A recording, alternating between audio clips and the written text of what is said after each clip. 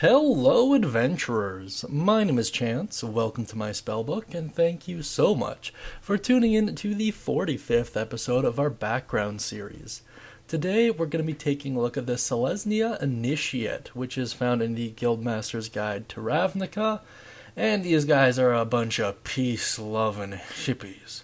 Or maybe not, depends on how you identify with their beliefs. In any case, if this is the first time you're watching one of our background videos, or if you haven't checked out all of them yet, you can watch the full playlist by either clicking that little eye icon up top there, or waiting until the end of the video and clicking on one of the end cards. In any case, let's dive into the Selesnya Initiate. Starting with its description here, you are a member of a blessed community, built on the ideals of harmony. Here, nature and civilization coexist peacefully, living and growing in accordance with the Worldsoul, Mad Celestia. Very cool stuff. Once again, kind of a bunch of peace-loving hippies. But, I mean, maybe that's not a bad thing. Who knows? It's definitely likely to lead to some rather interesting points of friction with other party members, especially since you guys are going to be massacring kobolds like there's no tomorrow. In any case, let's take a look at their expanded spell list here. Under cantrips, you'll gain both Druidcraft and Friends, which is pretty interesting stuff. Druidcraft has a ton of interesting uses, especially if you go with the Herbalism kit. I think that's kind of where it's most optimal. At first level, you'll also gain access to Animal Friendship and Charm Person, both of which are pretty good. At second level, Aid, Animal Messenger, Calm Emotions, and Warden Bond. Third level, you'll gain Plant Growth and Speak with Plants. Fourth, Aura of Protection, Conjure Minor Elementals, and you'll gain 2 5th level spells. Usually you just get one, but in this case you'll gain Awaken and Commune with Nature. Neither of which we've actually really gone in depth on the channel yet, but, you know, it's likely to happen soon. Awaken basically lets you imbue some form of intelligence into a plant, which, I mean, based on the scenario, might be pretty cool. And good old Commune with Nature is a ritual that lets you become familiar within land that is within 3 miles of you, or underground within a limited radius of 300 feet. Pretty good stuff. Arguably, in terms of standouts from this particular list, Druidcraft for sure, Charm Person for sure, Aid and Calm Emotions are amongst my favorite second level spells. Speak with Plants can also be pretty interesting based on the circumstances, but outside of that I don't particularly care for too many of these. However, who knows, you might be a little bit different. Just be aware, if you're going to take this particular background, you're going to take a little bit of thunder away from the druid, so just do bear that in mind, of course. In any case, let's move on to its mechanics here. Under skill proficiencies, you'll gain access to both nature and persuasion. Always nice to have both of them, especially if you're going to be out in the wilderness. Persuasion's just good in general. And in terms of tool proficiencies, you gain 1 type of artisan's tools or 1 musical instrument.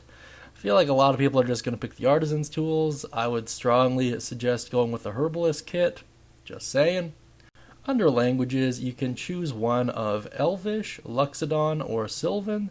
I feel like Elvish is going to be the more popular choice, bar none. However, it might be worth chatting with your DM and see what you'll run into more frequently.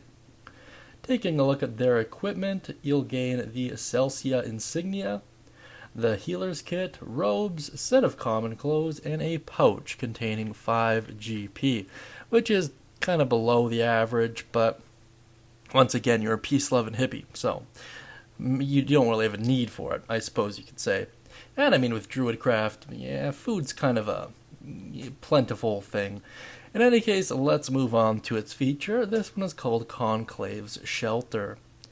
As a member of the Selesnya Conclave, you can count on your guildmates to provide you shelter and aid.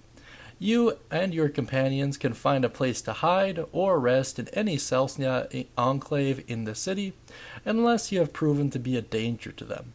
The members of the Enclave will shield you from the law or anyone else searching for you, though they will not risk their lives in this effort. In addition, as a guild member, you can receive free healing and care at the Selesnya Conclave, though you must provide any material components needed for the spells. This is really identical to a lot of the other ones we've covered, whether or not it's the Acolyte or Knight of the Order or a handful of the Ravnican backgrounds, so it's not too much to go over. Naturally, the more you do for the Conclave, the better the rewards are going to get, and it gives the DM a great way to communicate quests and facilitate character arcs.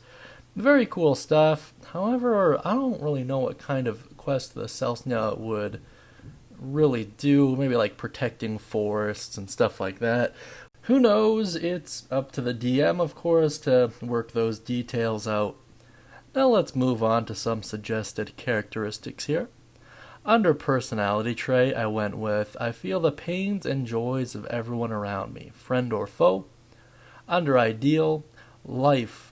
Preserving life and nature is always a worthwhile endeavor, and this takes you towards the good alignment, as you might imagine. Under bond, I love beasts and plants of all kinds, and I am loth to harm them. Under flaws, I assume that people mean well until they prove me otherwise. Once again, just a peace-loving hippie. That kind of sums them up. I really like the personality trait of being kind of empathetic in that regard, because it gives the calm emotions spell like that much more of an oomph. I don't know, I kind of dig it. It also gives the DM a pretty good way to explain insight checks, because I find Dungeon Masters get kind of lazy with it. They're like, yeah, no, you feel like they're telling the truth. It's like, yeah, but like, I don't know if an insight check would necessarily reveal that, right? Like, I think something a little bit better would be, they seem confident in their answer, something like that, because, I don't know, maybe I'm just reading into it, maybe that's equally as lazy, I don't know. Let me know how you handle insight checks down beneath. Now let's move on to my personal thoughts. The Selesnya Initiate is pretty good if you're planning on playing more of a passive, do-gooder type character. The only downside to this is, depending on how far you take it, I guess, you're going to start to run into points of friction with the group, because murder in 5e is kind of just brushed off really quick, and I'm not talking about murder hoboing. I just mean killing in general is just kind of meh in 5e. Like, you're a street urchin, you've been alone your whole life, blah, blah, blah, blah, you've been hard done by, and then you transition from that to, chopping the heads off gnolls and kobolds like it's no big deal. Like, I feel like, I don't know, once again, maybe I'm just reading too much into it, but I feel like there's gotta be, an intermediate step. Like, oh, you were traveling around and you spared a gnoll, and then later in that day you saw a gnoll killing a child and was the same gnoll, and that helped you realize that you can never spare one of them. I feel like that kind of a small story would go a long way in terms of character development, because I've been noticing a lot of good characters are just straight up brushing off murder like it's just another day at the office, you know? I don't know. Once again, maybe I'm thinking too much about it, but that's definitely a problem you'll run into with the Selesnya Initiate. At least, assuming you're kind of role-playing them how they're meant to be. They're also, incredibly collectivist. So it stands to reason that they'll let their own kind of pressing issues fall to the wayside if the group determines otherwise. So they're kind of pushovers in that regard, I guess you could say.